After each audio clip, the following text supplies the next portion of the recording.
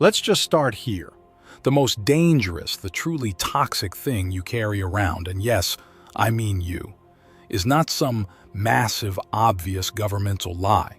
No, it's the bland, comfortable truth you already settled on. The quiet conviction that you've got things mostly figured out. We are stuffed, aren't we, into this stifling, huge architecture of handed-down facts, a conventional wisdom that is basically just consensus built on fear, and maybe laziness. It's intellectually lazy, actually, and cowardly, because it demands stability, never growth. It tells us what's good for us, how to live, and, the real kicker, what is fundamentally real. Think about that for a second. This whole truth business. It might be the most magnificent, glittering, heartbreaking self-deception we've ever invented. I felt that chilling certainty in my gut the first time I read him. A kind of icy wake-up call, like plunging your head into cold mountain water on a still morning, which is a surprisingly vivid memory for right now, but there it is. To actually challenge conventional wisdom, you must go after its foundation. We need to grab Nietzsche, the glorious, furious German philosopher who came at the whole edifice with a hammer and a grin. He treated every accepted value like a clay pigeon waiting to be shattered. His absolutely radical idea, and please, if you only remember one thing from this whole verbose rant, let it be this. It gave us the true operating instructions for a mind that refuses to settle. There is no one objective truth, only endless interpretations. Isn't that electrifying? Conventional wisdom, then, is just the interpretation that's been allowed to run the longest, the generalization convenient for the enormous, shuffling herd just trying to avoid being eaten. It's the language of the majority, the boring necessity of the intellectually frail. It's outdated and misleading not because someone meant to mislead you. No, mostly people are just sleepy, but because its top priority is always stability. Stability kills genius. It truly does. It's a spiritual morgue where once vibrant insights turn into inflexible, awful little rules. The way out, the only way really, requires a brutal, radical revaluation of everything. You must treat every moment of total certainty you experience like a burning, flashing alarm bell. This is the real masterclass, fueled by the guy who had the sheer nerve to go beyond good and evil. Insight 1. The world is not a concrete fact, it's a fluid, shifting fiction. We keep operating under this painfully naive, slightly dumb assumption that reality just shows up, like a perfectly crisp digital photograph, and that we absorb it as is. That's the primary lie conventional thinking shoves down your throat. Nietzsche's Perspectivism just completely decimates this. We don't ever experience objective reality. We only experience a weird, messy, necessary translation of it. This translation is filtered ruthlessly by our specific biological needs, by our emotional drives, and by the sheer desire to dominate or organize the space around us. He called it the will to power. I mean, if you think about how little information we even process from the environment, especially now, wading through algorithmic social media feeds, it becomes obvious. Most of what you think you know is just echo. Knowledge? Forget the mirror analogy. Knowledge is a goddamn weapon you use to survive. It's an interpretation consciously engineered to sustain your specific, peculiar way of life. Every scientific theorem, every historical narrative, and wow, are those messy. Every single moral guideline, it's just an artifact. It belongs to a specific, historical perspective, driven by one will or another attempting to impose order on pure, indifferent chaos. So, write that down. There are no facts, only interpretations, my friends. When some massive, Supposedly, universal truth washes over you, a fixed economic principle, maybe a depressing political inevitability, or even a deeply ingrained psychological stereotype. You aren't confronting some cosmic, eternal truth.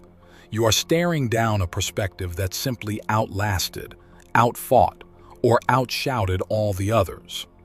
To challenge convention isn't shouting into the void. No, it's asking a surgical, deadly question.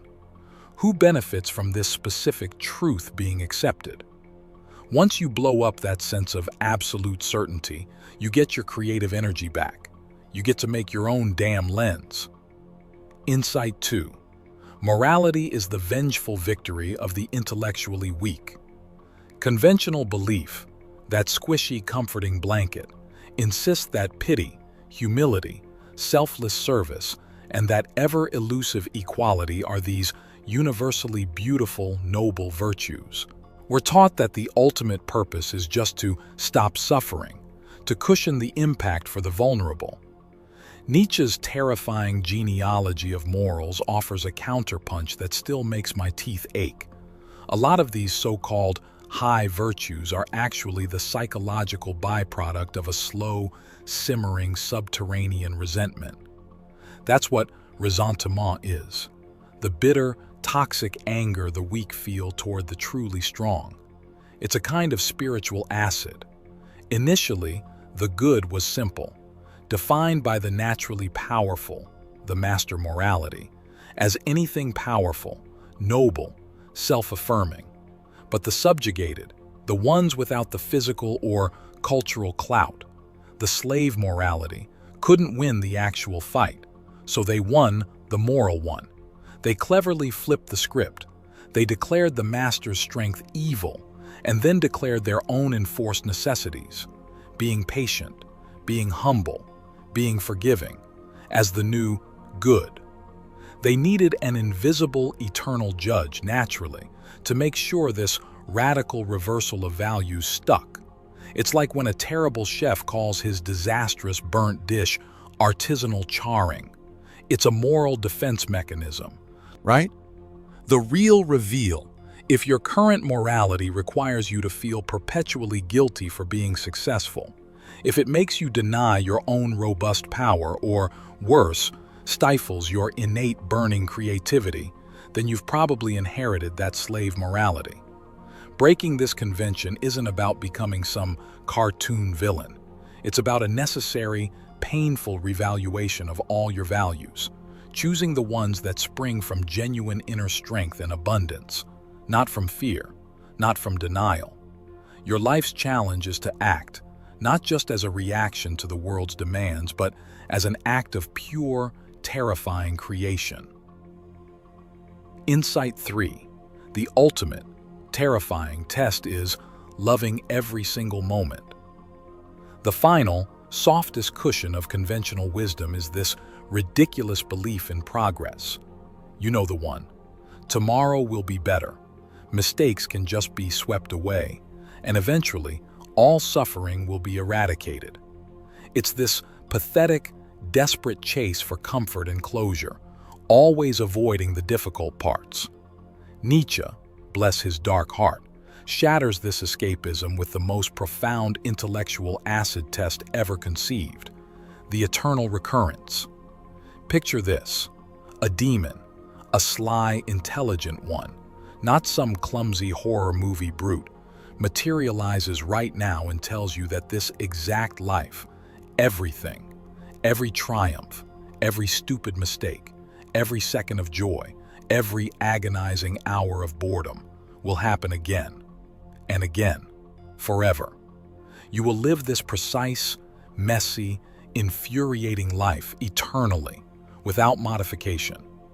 The question that should make you sick: would you scream in total despair, or would you drop to your knees and thank the demon for this dizzying, absolute gift?